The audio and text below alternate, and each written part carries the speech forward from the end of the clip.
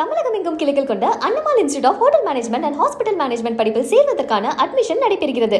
கன்னியாகுமரி மாவட்டம் முட்டம் கடற்கரை பகுதியில் ஹைட்ரோ கார்பன் திட்டத்திற்கு எதிரான மக்கள் இயக்கம் சார்பில் பொதுமக்கள் போராட்டம் நடத்தி வருகின்றனர்.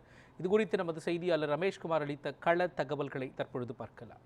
சென்னை, எண்ணூர், அதே போன்று கன்னியாகுமரி, தெற்கு ஆழ்கடல் பகுதி என 4 இடங்களில் 32,485 சதுர கிலோமீட்டர் பரப்பளவில் எண்ணெய் மற்றும் எரிவாயு எடுக்க மத்திய அரசு ONGC நிறுவனத்துக்கு அனுமதி என்பது வழங்கப்பட்டிருக்கிறது.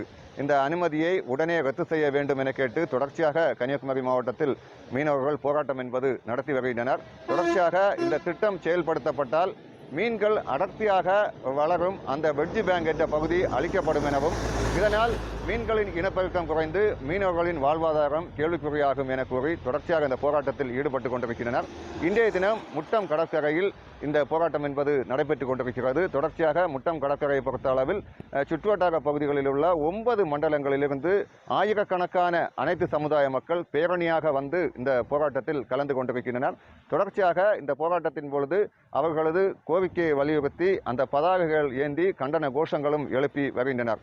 தொடர்ச்சியாக இந்த திட்டத்தை உடனே மத்திய அரசு ரத்து செய்ய வேண்டும், அதே போன்று தமிழக அரசும் இந்த திட்டத்துக்கு அனுமதி என்பது வழங்கக்கூடாது எனவும் வலியுறுத்தி இந்த போராட்டத்தில் ஈடுபட்டு கொண்டிருக்கின்றனர்.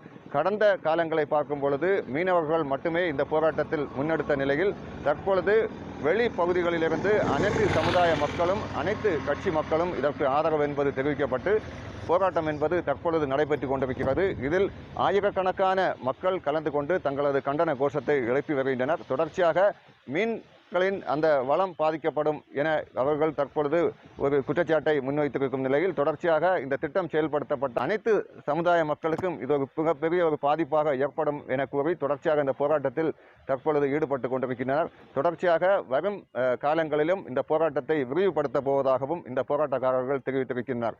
எனவே இந்த திட்டத்தை உடனே ரத்து செய்ய வேண்டும் எனவும் இந்த மக்கள் தற்பொழுது கோரிக்கையை முன்வைத்திருக்கின்றனர். நியூஸ் 7 தமிழுக்காக கன்னியாகுமரி மாவட்டத்திலிருந்து ரமேஷ்குமார்.